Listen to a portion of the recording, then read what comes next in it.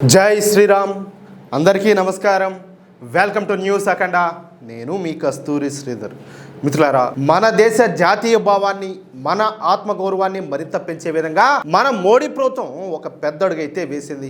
ఈ రోజు రాజ్యసభలో మన కేంద్ర హోంశాఖ మంత్రి అయినటువంటి అమిత్ షా గారు మోస్ట్ పవర్ఫుల్ వందే మాత్రం ప్రొటెక్షన్ బిల్లును ప్రవేశపెట్టబోతారు. ఈ న్యూస్ తెలియగానే దేశవ్యాప్తంగా ఒక్కసారిగా రాజకీయ ప్రకంపనలన్నీ కూడా మొదలైనాయి. అసలు ఈ బిల్లును ఎందుకు తెస్తారు, దీనివల్ల ఎలాంటి మార్పులు రాబోతున్నాయి, దీని వెనక ఉన్నటువంటి అసలు కథ ఏంటో ఇప్పుడు క్లియర్ గా చెప్పే ప్రయత్నం చేస్తా. మన జాతీయ గీతమైనటువంటి జనగణమనను అవమానిస్తే చట్టపరమైన శిక్షలు ఉంటాయనే విషయం మీకు అందరికి కూడా తెలిసే ఉంటది. కానీ మన స్వాతంత్ర పోరాటంలో కోట్లాది మందిలో దేశభక్తిని రగిలించినటువంటి వందే మాత్రం గేయానికి మాత్రం ఆ స్థాయిలో చట్టబద్ధమైన రక్షణ ఇప్పటి వరకు కూడా సరిగ్గా లేదు. ఈ లూప్ హోల్ ను వాడుకొని కొంతమంది దేశ వ్యతిరేకులు, అలాగే హిందూ వ్యతిరేకులు కావాలనే వందే మాత్రాన్ని అవమానించడం మనం చూస్తానే ఉన్నాం. గతంలో పార్లమెంట్ లోనో లేదా అసెంబ్లీలలో వందే మాత్రం పాడుతున్నప్పుడు కొంతమంది ప్రజాప్రతినిధులు ఏది వాళ్ళకి ఏం మాత్రం కూడా దేశభక్తి ఉండదు, పైగా ఏంటంటే హిందూ వ్యతిరేకత, ఇదంతా కూడా వాళ్ళ పుష్కలంగా ఉంటది. వాళ్ళు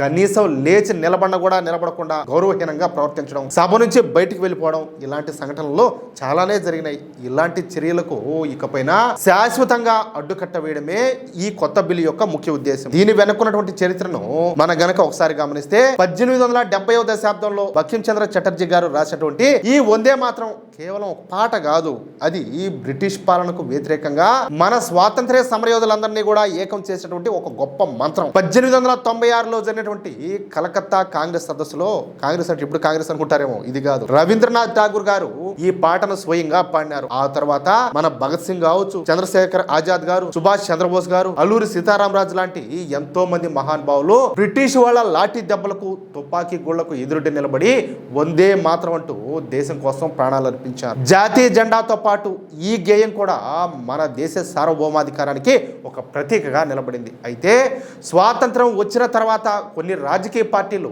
తమ ఓటు బ్యాంకు రాజకీయాల కోసం హిందూ వ్యతిరేకులైన ఒక వర్గం ఓటర్లను ప్రసన్నం చేసుకోవడం కోసం వందే మాత్రం పాఠాన్ని వివాదాస్పదం చేస్తూ వచ్చినాయి. ఇక్కడ ఇంకోటి ఏంటంటే, వందే మాత్ర గీతం అనేది ఎక్కువ ఉంటుంది నిడివి. దాన్ని ఏంటంటే పూర్తిగా పాడితే వాళ్ళ మత విశ్వాసాలకు ఏదో వ్యతిరేకం అని చెప్పేసి దాని వల్ల షార్ట్ కట్ చేసి పెట్టినారు. అర్థం అవుతుందా? మనం నేర్చుకునేది, మనం వినింది, మనం పాడింది అంతా కూడా దాంట్లో కొంత భాగం మాత్రమే. ఇప్పటికి కూడా అదే జరుగుతుంది. చాలా మందికి వందే మాత్ర గేయం పూర్తిగా తెలియదు.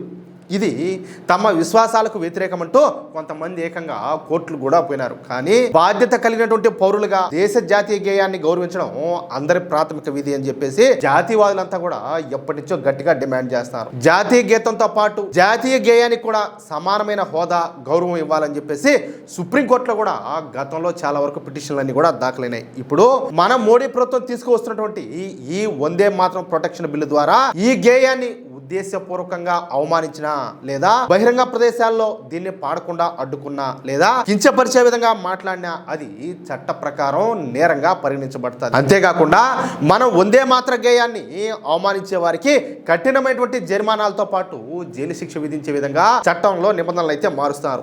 దేశంలో ఉంటూ దేశ గౌరవ చిహ్నాలను గౌరవించిన వాళ్ళపైన కఠినంగా వ్యవహరించాల్సిందేనని చెప్పేసి మన మోడీ ప్రభుత్వం అయితే భావిస్తుంది. ఈ బిల్లు చట్టంగా మారితే దేశ వ్యతిరేక ఆలోచనలు ఉన్న వాళ్లకు, అలాగే జాతీయ భావాలను కావాలనే వాంటెడ్ గా కించిపరిచేటటువంటి దేశ వ్యతిరేక శక్తులకు గట్టి చెక్ అయితే పడినట్లవుతుంది. పార్లమెంట్ లో ప్రతిపక్షాలు ఈ బిల్లును అడ్డుకోవడానికి ప్రయత్నం చేసినప్పటికీ జాతీయ ప్రయోజనాల దృష్ట్యా ఈ బిల్లును ఎలాగైనా సరే ఆమోదింపజేయాలని కేంద్ర ప్రభుత్వం పట్టుదలతో ఉండాలి.